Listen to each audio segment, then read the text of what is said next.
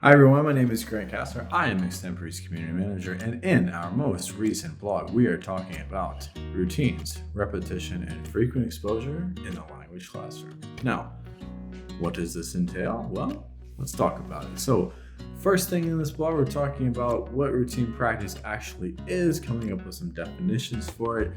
And then, of course, we also have plenty of examples of what routine language practice looks like. We talk about oral reading, we talk about finishing the story, we talk about dictations.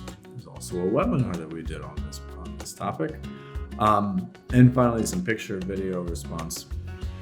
These are all examples of oral reading that you can use. You can also import these assessments directly into your account. You can do this entirely on a Lite account for free. So check it out.